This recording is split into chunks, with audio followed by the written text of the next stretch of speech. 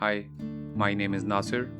In this video, we will discuss the factorization method for solving quadratic equations. Although the focus of this video is the method of factorization, we will also use the quadratic formula. So you will also learn about the basics of the quadratic formula for solving a quadratic equation. We will solve a few quadratic equations using the factorization method. In the end, we will discuss the discriminant of quadratic equations.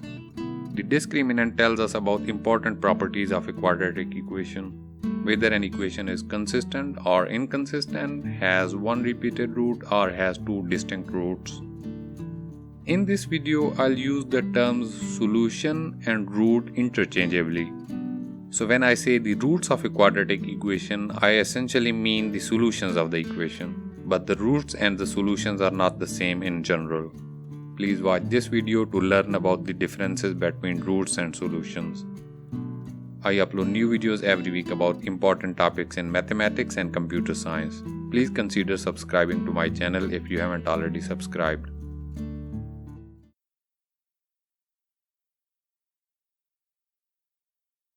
An equation that has the form of ax squared plus bx plus c is a quadratic equation. A, b, and c are constants and x is the unknown. Essentially, the constant a is not equal to 0, otherwise the equation is no longer a quadratic equation. The factorization method works by factoring a quadratic equation as a product of two linear expressions. Once we have factorized a quadratic equation, we can easily find the solution. Not all quadratic equations can be solved using the factorization method. We will also discuss when we cannot apply this method. The trick to factorize the equation is in splitting the term bx as b1x plus b2x. For example, we can write 5x as 3x plus 2x, or 19x minus 14x, or minus 10x plus 15x. We can split b in an infinite number of ways. However, not all the pairs of b1 and b2 are helpful. The only pair of b1 and b2 that will help us factorize the equation is the one whose product is equal to the product of the coefficients a and c. So the first step in factorizing a quadratic equation is finding two numbers b1 and b2 such that the product of b1 and b2 is equal to the product of a and c, and the sum of b1 and b2 is equal to b.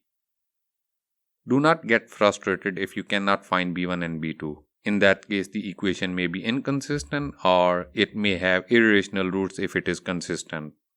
Use the quadratic formula in this case.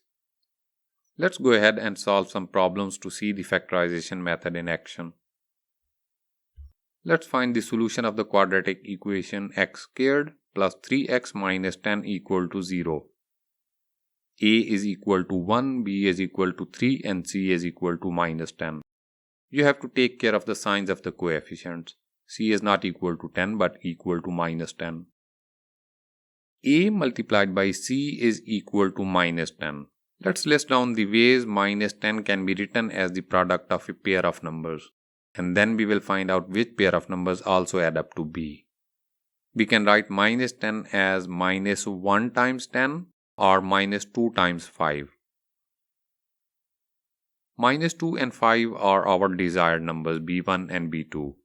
You can label minus 2 as b1 and 5 as b2. The order does not matter, you can label them vice versa. The sum of b1 and b2 is equal to b. Let's go ahead and split the term bx in the equation. We get x squared minus 2x plus 5x minus 10 equal to 0. X is a common factor of the first two terms. We can take it outside of the first two terms. And 5 is a common factor of the second two terms, so we can also take it out. Now notice that x minus 2 is again a common factor of the whole equation. Let's take it outside as well. We have factorized the equation as a product of two terms x minus 2 and x plus 5.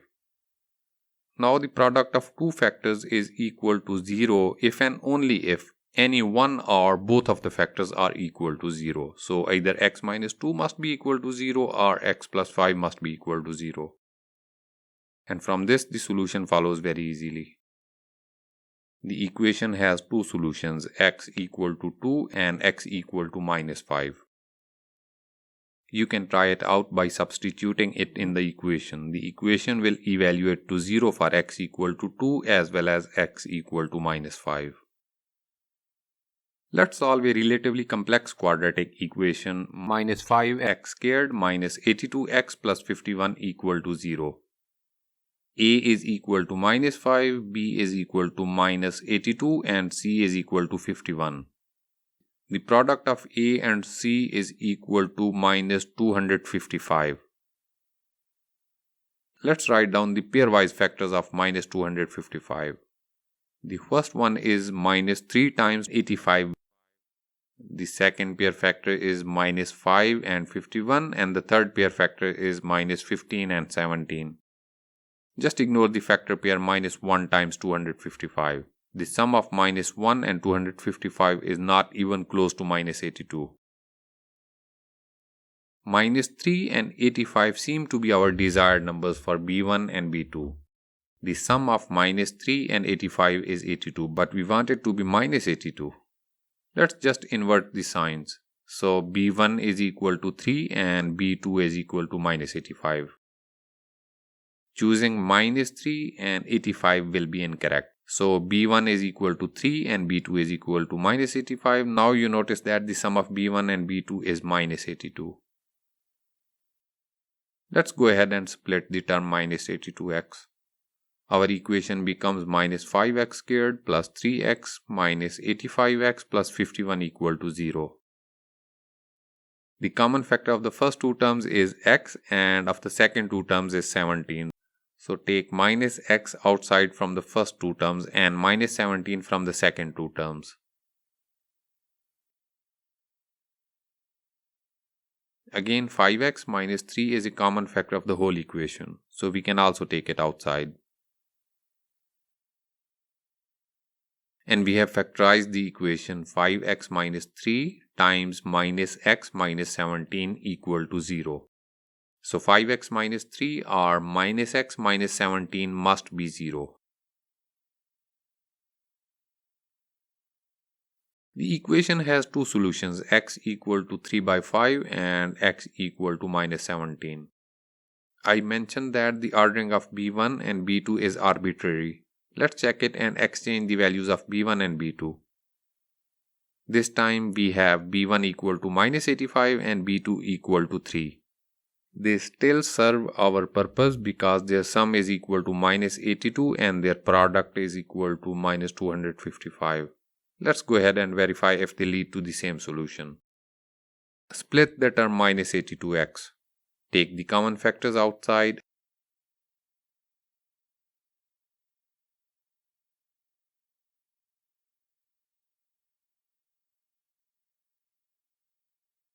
Again, take outside the common factor of the whole equation, which is x plus 17. This time we have different factors though, but you will notice that they lead to the same solution. X plus 17 is equal to 0 and minus 5x plus 3 is equal to 0.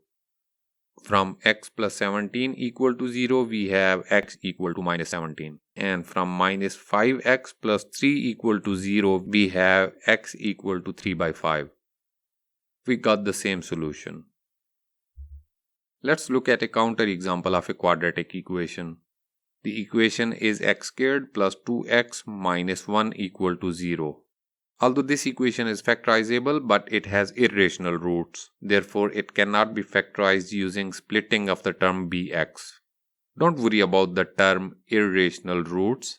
We don't know whether an equation has rational or irrational roots before trying to solve it. I have already analyzed this equation, so I know it has irrational roots. Whenever you need to solve an equation, try the splitting method. If you are unable to find the desired values of B1 and B2, you can conclude that the equation may be inconsistent or may have irrational roots. So forget about the rational or irrational roots for the moment. A is equal to 1, B is equal to 2, and C is equal to minus 1. The product of A and C is equal to minus 1. The only integer factorization of minus 1 is minus 1 multiplied by 1. However, the sum of -1 and 1 is not equal to b. So these values are not desirable for factorization. We cannot even split 2x as -1x plus 1x because the new equation will be different from the original equation. However, we can split 2x using some other values of b1 and b2. Let's split it as x plus x. Notice that we have used b1 and b2 both equal to 1. Let's proceed with it and see what happens. Take x as the common factor from the first two terms.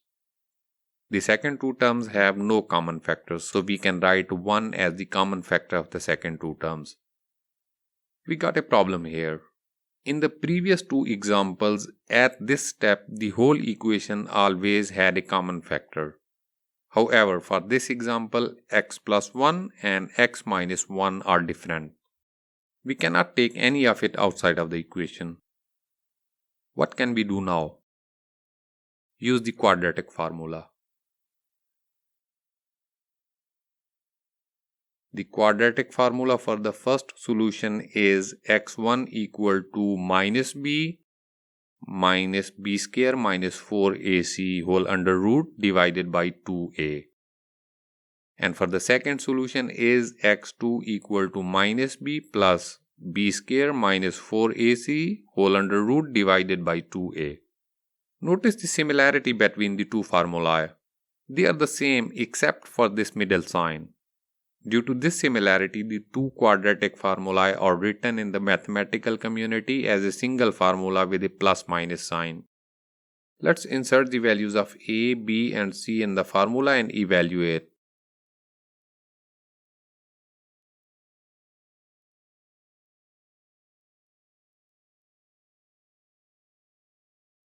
We get x equal to minus 2 plus minus square root of 8 whole divided by 2. We can write the square root of 8 as the square root of 4 times 2. We can further write it as the square root of 4 times the square root of 2. The square root of 4 is equal to 2, so we get the square root of 8 equals 2 times the square root of 2. Let us substitute 2 times the square root of 2 for square root of 8.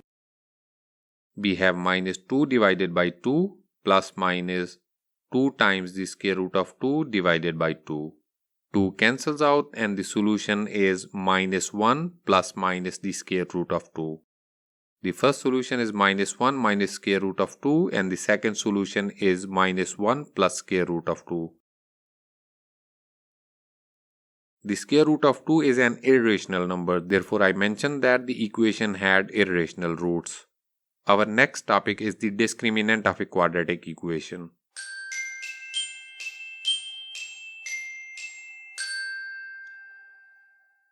Let us write down the quadratic formula again. The expression in the square root, which is b squared minus 4ac, is called the discriminant of the equation. If the discriminant is equal to 0, the equation has one repeated root. What I mean by one repeated root is that the two solutions are equal. You can simply say that the equation has only one solution. If the discriminant is a positive number, the equation has two distinct solutions. And if it is a negative number, the equation is inconsistent. It does not have solutions in the set of real numbers. The solutions of an inconsistent quadratic equation are complex numbers. I have been using the terms roots and solutions. Sometimes I use the term roots and sometimes solutions. What is the difference? You may be confused. So far, I have used them interchangeably. The roots mean the solution of a quadratic equation, but in general, they are not the same. For a detailed discussion about the differences between the roots and the solutions, I highly recommend you watch this video. Please click the subscribe button if you haven't already subscribed. And if you like my video, click the like button. You can also write your questions in the comment section. I'll answer all your questions. Thanks for watching.